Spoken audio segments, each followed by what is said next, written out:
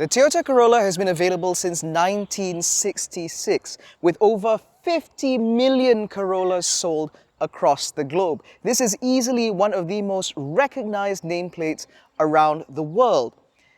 So while we wax lyrical about the Toyota Corolla GR Sport, which we think is perhaps one of the most underrated C-segment saloons on the market, the bigger question that I think a lot of you want to ask is, should you just save $5,000 and get the non-GR Sport instead? In this video, we'll find out. My name is AIMAN ABDULLAH. This is Malaysian Motoring. This is our review of the Toyota Corolla 1.8G.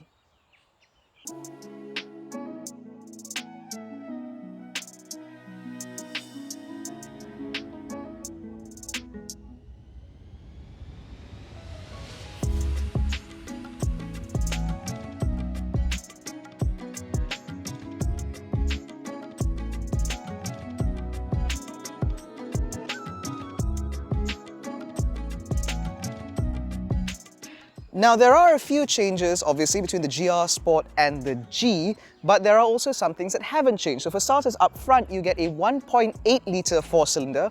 That's right, I know what engine this is, producing a reasonable amount of power and torque, with power going to the front wheels via a CVT automatic gearbox. That is exactly the same. What's also the same is in terms of lighting. So up front, you get full LED headlights replete with automatic high beam as well as LED front fog lights. Now, the Corolla was redesigned in late 2023, and so there are some aesthetic changes up front where you get a redesigned front bumper with a larger center grille as well as this lovely chrome surround to sort of push that face visually to emphasize the width of this car. Now, some may argue that the redesign of the Corolla wasn't really that extensive, but I would say that you don't really need it, because I still think the Corolla is quite a good-looking car. And that's especially evident down the side, because as you can see, the proportions of the Corolla are proportionate. Now, rolling stock is handled by a set of 17-inch dual-tone alloy wheels wrapped in Dunlop SP Sport Max tires, which notably are exactly the same from the Corolla GR Sport. It's just that these are dual-tone, whereas the GR Sport gets them done up in all black. You also get body-colored wing mirrors as a difference. You get chrome door handles here, as well as more chrome around the window surrounds, as well as these little deflectors. Now, these are not standard, these are optional items, but they seem to come with every Corolla 1.8G I've ever seen, so take that for what it is. Now, the thing about the Corolla is that it runs on the Toyota New Global Architecture, or TNGA. Now, as a result of that, the wheelbase on this particular generation is longer than ever before. It's also lower and a little bit wider than before, and all of that works into those proportions that I mentioned earlier, which again make this a very handsome car to look at. At the rear of the Corolla, again, it still looks very neat. So you have full LED tail lights, you've got this lovely piece of chrome that goes from one end to the other, which integrates very neatly into the indicator and reverse light sort of section here, which I think looks quite nice. The bumper has also been redesigned as part of this refresh, and overall I do think that it still looks quite good. Now, behind this tailgate, if you can find the button, which is offset, you will find the Corolla's party piece, which is a really good amount of space. Now, the Corolla is meant to be every car for every person, which means it's a family car as well, which means you need plenty of space in here. The rear seats can be folded for further practicality, and once again, in terms of standard kit, you also appear to get this boot liner, which I think looks quite good, and it's obviously quite practical. And of course, underneath the boot floor, you will find a spare wheel, because this is not a Vios. Now, that blend of practicality and style continues in here, because at first glance, everything in here does seem quite attractive. So you've got this very nice dash architecture, replete with lots of really nice soft touch materials, replete with this lovely stitching up here on the front. And again, everything is very, very soft. You get more soft touch material up here, and it even continues onto the door cards, where it extends all the way down to, again, the very soft armrest, where you even get some contrast stitching here. The seats themselves are also brilliantly comfortable. These seats were actually redesigned as part of that refresh, and I have to say they are among the very best I've ever seen in the C-segment. Forget C-segment saloons, we're talking about C-segment everything, including SUVs. And so sat here, it is very nice. The only problem is that there isn't any memory functionality, and the passenger seat is manual no matter which grade you go for, which is very unfortunate. Now, despite that, like I said, the practicality is very well catered for. So you've got a relatively large glove box here, you've got a wireless charging pad here, replete with a little clip to hold your phone in place. You've got an electronic parking brake, which means you have a couple of usable cup holders here, a decently sized center bin here, replete with a USB port as well as a 12-volt socket. You've got door bins here, large enough to fit a 1.5 litre size bottle. And overall, everything in here does seem very logically and sensibly laid out. Now, up ahead of me sits a full digital instrument cluster, again as part of that refresh. And as I've said in other reviews of the Corolla in the past, this is perhaps one of the very best digital instrument clusters that I've seen within the segment. So on top of it being almost infinitely customizable, you can get all the information displayed the way you want it. You can change the way the meters are displayed, you can change the information within them, you can change the information on the left and right, and the display itself is nice and crisp, the graphics refresh very quickly, and overall it's just very satisfying to use. I'd argue that this is actually more customizable than what you get out of a BMW, the only difference being that you can't get any sort of Navi display here because navigation is handled entirely by the center unit. Now, this infotainment system, on the other hand, is a bit of a mixed bag. So while it is very much what you get from all sorts of other Toyotas, so it's a third-party sort of input, it is at least running wireless Apple CarPlay and Android Auto, which means you can make full use of that wireless charger and then run this without a cable. That said, however, this screen is starting to show its age just a little bit because while it is very responsive and the graphics are decently good, the processor could be improved. I say this because the difference between, or the time difference between input and reaction is a little bit longer than I'd like. That said, at least the screen doesn't handle everything because at least down here you've got some physical controls for your air conditioning, which is always nice. And of course, this car does come with dual zone climate control. You get a dimming rear view mirror here, which is very nice, which I also find quite interesting because the Toyota Corolla GR does not have that. And overall, everything in here does seem quite nice. A quick touch on the steering wheel, however, this is different from the GR Corolla. This is very similar to what you get from other cooking Toyota models, but at least all the buttons are very logically laid out. They are exactly where you expect them to be. They work exactly the way you expect them to. And of course, you do get paddle shifters should you want to manipulate the CVT automatic gearbox. So overall, everything up here is quite nice. Now with this seat setup in my driving position, as you can see, I have a good amount of knee room and a pretty decent amount of headroom, although I think anyone over 6 foot may struggle with the headroom. But because this is a C-segment saloon, space in here obviously is not really tight. Now this seat, as I mentioned, is set up in my driving position, but more importantly, they're mounted a little bit higher, which means I can tuck my feet in underneath the seat in front of me. And these rear seats are very nicely scalloped for 2 passengers in the rear. I get a very good amount of under-thigh support, especially if I stretch out, but even sat like this, the bench is not artificially shortened in order to create the illusion of legroom, which means that, again, everything back here is very comfortable. There are a set of crotch coolers here, although they're technically called rear air conditioning vents. Quality is still very good because you still get the same soft touch material all the way down onto the armrest, where again, you still get the same stitching that you saw in the front. Now, there are ISOFIX mounts in this car, which are accessible via these little slits. And overall, getting a child seat in here shouldn't be too difficult, although the design of these seats, the way they curve backwards like this, does mean that a rear-facing child seat may struggle a little bit for room, but overall it shouldn't be too bad. And of course, you could just put it on the passenger side, where the passenger can then be made to sit a little bit further ahead. Now, behind this, you will find a center armrest, which flops. I hate it when center armrests do this because I feel that it would be more comfortable like this, but there are a couple of cup holders here should you want it. Now, all Toyota Corollas come as standard with tint, which is very useful because there are no side blinds here, although you will struggle to find them on any C-segment saloon, although there is a manual sun blind for the rear.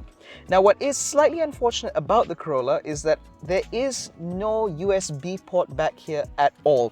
Not down there, not on the seats, although honestly you would only find that on like a Pro Duo or a Kia. And that just seems like a very strange omission given the fact that this is ultimately a modern family car, which means modern children will be sat back here on their iPads, which will inevitably go flat. And so if you're trying to do, say, long distance balik kampung trip, they might get irritable and then gets a little bit noisy. But that said, however, the practicality overall back here is still pretty good because you've got bottle holders here and bins here. So again, this still fits up to the Corolla standards, which have been set for many, many decades. The biggest change, however, is actually in the front seat, where obviously this is not going to be as fun as a Corolla GR Sport. However, You'd be amazed at just how close this car actually gets. So as I mentioned earlier, there's obviously no difference in the powertrain between the GR Sport and this 1.8G. Now that is both a good and a bad thing, because on one hand, you're not losing out. On the other hand, it does also mean that this engine is not the most interesting thing in the world, but that's perfectly all right. Now, the other similarity, obviously, between the two cars is the fact that they both run on the same platform. So TNGA, or Toyota's new global architecture, is certainly something that has been spoken about often enough. We've talked about how TNGA is slowly transforming Toyota's new models and making them a little bit more interesting to drive, and of course, releases a lot of very interesting packaging innovations. Now, behind the wheel of this particular car, I would have immediately assumed that this is just going to be a soft, lumbering, uninteresting thing to drive. But in reality is, yes, it's soft, but it's certainly not uninteresting. So in terms of the power delivery, this 1.8 litre is designed primarily for efficiency and smoothness. So when you're jumping off the line, if your throttle input isn't that heavy, although it really shouldn't be, you will find this car delivers its power in a very linear and very smooth fashion, aided, of course, by this CVT. In fact, over the several days I've had this car, I have remarked how driving a Corolla is very similar to driving an EV, in the sense that you don't really know what's going on up front. There's not really a lot of noise. All you know is things just happen. Obviously, the difference between an EV and a combustion car is that when you put your foot down in an EV, you progress rapidly without any noise. In a Corolla, obviously there is a little bit more noise because that 1.8 litre isn't silent, because obviously no combustion engine is. But even when you do put your foot down, the note is not bad, and honestly not that intrusive. The only downside, of course, being the fact that the CVT does cause the engine to drone quite a bit, although even that is managed pretty well. And through the corners, I think that's where this particular Corolla surprised me more than anything else, because obviously anything with a GR badge is going to be fun, but this, despite it, is still not that bad. The suspension is obviously set up to be a little bit softer compared to the more dynamically inclined Toyota Corolla GR Sport, but it's still not bad. Body control is very, very well managed, with this car managing its heft pretty well. You don't really feel it rolling too much through the corners, at least not in an unnatural or in an uncontrolled way. And this steering wheel, despite it being completely numb, is at least very accurate, which means it's very easy to place this car out on the road. And when you're sat here looking around, visibility is also excellent, because you've got this fantastic quarter light so you can see past the rear view mirrors, and overall, even over my shoulder, visibility in this car is quite good, which means, again, placing the car on the road is pretty good, maneuvering this car is pretty easy, although that said, this car does come as standard with a 360-degree camera. Now, the thing about the Corolla is that, again, it's meant to be all things to all people, which means that this car's performance, both on the motorway as well as in town, is equally important, because there is no point in a car being excellent on the motorway and then being crap in town, or vice versa, especially when you're talking about a vehicle in this segment. And to that end, I think that the Corolla is quite successful. So when you're in town, when you're progressing sort of between 0 and 80 kilometers an hour, the Corolla is decently responsive, it's decently quiet and refined, and being sat here, you will be able to enjoy, again, those fantastically comfortable seats, although I would appreciate a little bit of further specification. Things like ventilation, for example, would have been nice. But beyond that, at least these seats are, again, very comfy. And in terms of insulation, although these windows are not double laminated, they still do a pretty good job at insulating you from the outside world, which means you do feel quite isolated in here in the best possible way. And then when you go through the twisty bits, again, at moderate speeds, you will be able to enjoy the way that this car sort of manages itself in a very neat and controllable fashion. And should you need a little bit of cut and thrust ability, especially to get through traffic and so on, the Corolla does provide. Although, yes, this is a naturally aspirated 1.8 litre versus, say, the turbocharged 1.5 litre that you get from the Honda Civic, it is decent enough. And because the CVT is relatively responsive, it does mean that the rubber band effect that you normally get from CVTs is pretty well minimized. But perhaps a slightly more impressive part about the Corolla is the fact that none of this sort of falls apart when you start going a little bit faster. So when you're on the motorway, again, the refinement in this car is pretty good. It is beyond being on par. This car is actually better than a lot of C-segment saloons that I've driven in the past. Although that said, the Mazda 3 does seem ever so slightly quieter, but it is also quite a bit more expensive if you're trying to compare this to the 2-litre rather than the base model 1.5, which I would never recommend ever. So again, when you're out on the motorway, everything remains very quiet. This lovely soft suspension means that everything is very, very comfortable. And overall, it just feels very positive. This is not necessarily a car for drivers, because if you are interested in driving dynamics, if that's the sort of thing that gets you off, then obviously you'd be looking at a Corolla GR Sport instead. But if you're the sort of person who just wants a car to commute point A to point B that's comfortable and refined and practical, it doesn't really get much better than this. And then there's the fact that the Corolla G comes pretty much chock full of all the active safety kit that you might need. So this car comes with Toyota Safety Sense 2.0, which means you get things like radar guided cruise control with traffic jam assist, lane keep assist, blind spot monitoring, that 360-degree camera I mentioned earlier, rear cross traffic alert with autonomous rear emergency braking, and the automatic high beam that I mentioned earlier as well. So overall, this is very well equipped, and it does also mean that, again, when you're stuck in traffic in town, you just sort of leave the adaptive cruise control to do the majority of the work. And because Toyota Safety Sense is so polished, it does mean that you can trust the car to drive you through situations like that with relatively minimal intervention. And again, it's trustworthy. It feels like the Toyota Corolla was engineered to take the load off in every sense of the phrase. Because getting in this, every time I've gotten into the Corolla, it's just felt comfortable. It feels like you've come home and you're sat in a nice, comfortable armchair, and it's time to relax and let the worries of the day simply fall away. The Corolla is a wonderfully engineered car, as expected for something that's existed for this long. The only trouble is, I suspect that the Corolla isn't really that long for this world, because in addition to the Corolla and the Corolla GR Sport and the GR Corolla, there is obviously also the Toyota Corolla Cross, which aim to take the Corolla nameplate and everything that it stands for and then put it in a slightly more appealing, upmarket, jacked up sort of space. Now, compared to the Corolla Cross, I would argue that this car obviously lacks a little bit of practicality in terms of the boot space, because an SUV obviously has more space. But in terms of the refinement and daily usability, I would actually argue the case for the Toyota Corolla over the Corolla Cross, because this car is more dynamically capable, which means that when you do need it to be a little bit more fun, a little bit more control through the twisty bits, the Corolla Saloon is less likely to disappoint versus the Corolla Cross. And on top of that, the major benefit between that car and this one is the fact that there is an electronic parking brake. So at least when you're stopped like I am at this traffic light, the electronic parking brake will simply hold the car. And for traffic jam assist, it does mean the car can bring itself to a stop and then accelerate again once the vehicle in front has moved, which the Corolla Cross cannot do. And of course, I will argue the case for the Toyota Corolla simply because I do not want this car to go away. I haven't driven many Corollas in the past, but I have driven a decent number of previous generations, and every single time I've got into one, it's always impressed me at the practicality and versatility on offer within what is ultimately a relatively small family saloon. But with this generation, the fact that it's so tidy to drive and that all of the electronic items, especially its digital instrument cluster, are so polished in their presentation and execution, I just feel that this is not a nameplate that should disappear anytime soon. Not globally, then especially not in our market. Simply because if the Corolla were to go away, what on earth could replace it?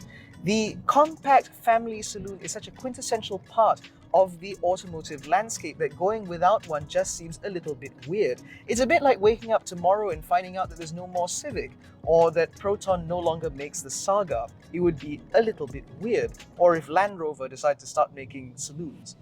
Odd, right? And a world without the Corolla would be odd, simply because it's been around for so long. It is a part of many people's history. It's a lot of many people's backstories. In fact, whenever you bring up the name Corolla, it usually conjures up a little bit of nostalgia as people think about times gone by. It could have been a family road trip. It could have been their first car. Plenty of people in North America, for example, are very used to having a Corolla as their first car, or potentially even a car within which they took their driving test in. This is a quintessential nameplate, not just for Toyota, but for the automotive world as a whole. And so I certainly hope that this fantastic new Corolla finds more homes in Malaysia as well as across the globe, simply because this shouldn't die.